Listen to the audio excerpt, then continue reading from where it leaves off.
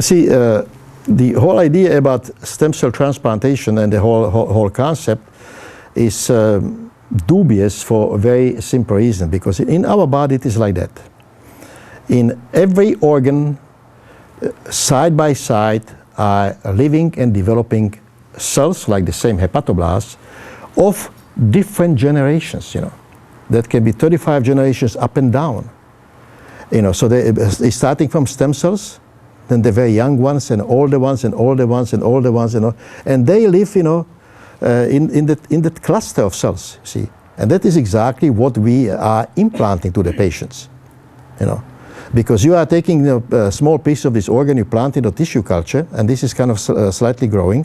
But in reality, what you are going to be giving the patient, you will be giving the patient a combination of cells of different generations, from the same family, but different generations, you see, including stem cells. So that is what really is being implanted, and was implanted in the old cell therapy, in Germany. And what actually are we doing? And that is actually what works, you see. Nobody has actually been able to prove that the embryonic, stem cells work. Because in reality, that part, nobody is publishing. As I explained, there are, I don't know how many today, but there were these 6, very well-funded companies on the NASDAQ, that were funded by between $100 and $300 million, but they never treated patient. So so there was no way to know what these people are doing, and because the standard obstacle was FDA did not give us an approval. So I was already through it, before, so it wasn't surprising to me, but if even companies like that, and I'm of opinion that these major companies that were on Wall Street, that the $100 to $300 million did not come from individual investors that did not know anything about this. This money was coming from a very rich source. And who is the richest? Who is richer than the US government? Is the pharmaceutical industry. So they are controlling the situation on both ends. The important thing is that these cells can be implanted without any immunosuppression.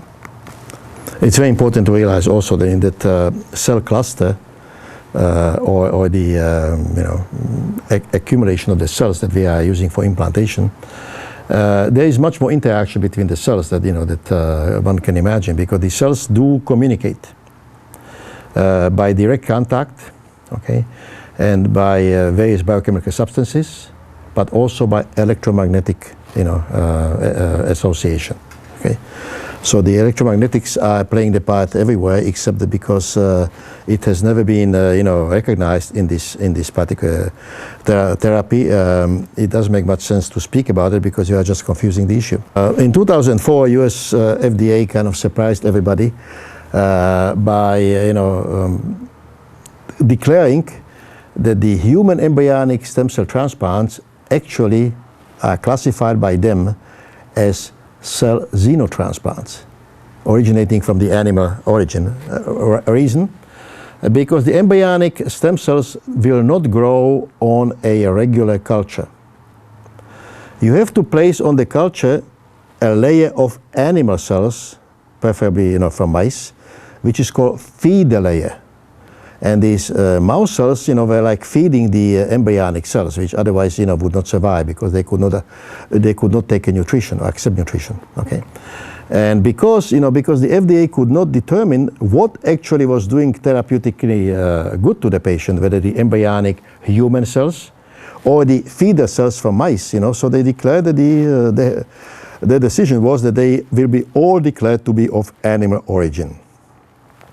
Now, that proves you, the reason I'm saying this, proves only one point, that they came to the decision that human embryonic cells don't work at all, because otherwise they could not make such a decision, in my personal opinion. I already spent a lot of time previously explaining that why the animal fetal precursor stem cells are actually as effective as human, and safer. I explained to you this whole situation about the closed colony and so on and so forth. Now, this is, first of all, it is an absolutely well-known fact that there have been never a single case of death from the using of animal precursor fetal stem cells, okay?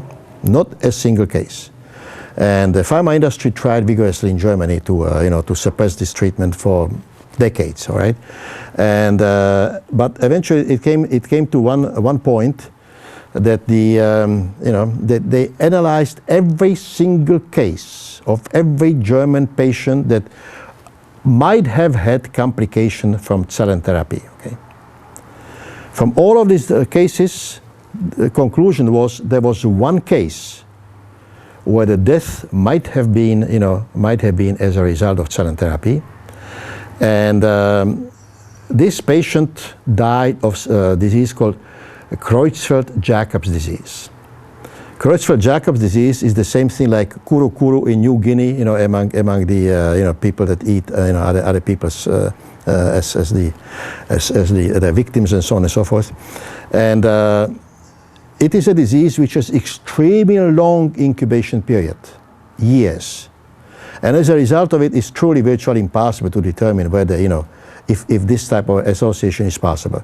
But simply there was one case where they declared plus minus that this patient might have developed, might have died of this disease as a result of cell therapy, but in reality, they absolutely nobody was able to, prove or conclude with this definition. Now, the last attempt was made in 1997, when the pharmaceutical industry convinced the German government that the so-called fresh cell therapy, when the cells are prepared immediately and immediately implanted, actually is harmful.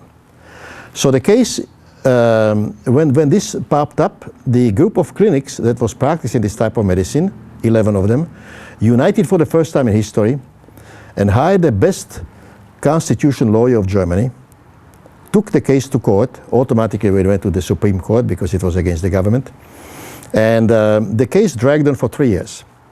After a review of the case, the Supreme Court said, okay, we will accept the complaint, but now we are asking the government to give us any and all medical records of any and all patients that allegedly had any kind of complication from fresh cell therapy. 6 months waiting, not a single chart popped up. Another 6 months, another 6 months, altogether 6 times this was repeated. In 6 years, the German government was unable to produce single medical record.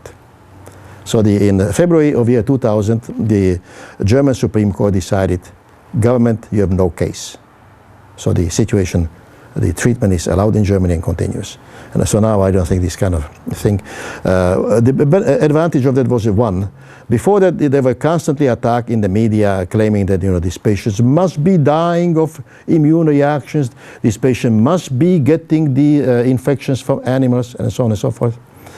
So that is impossible, but they could not prove it, you see.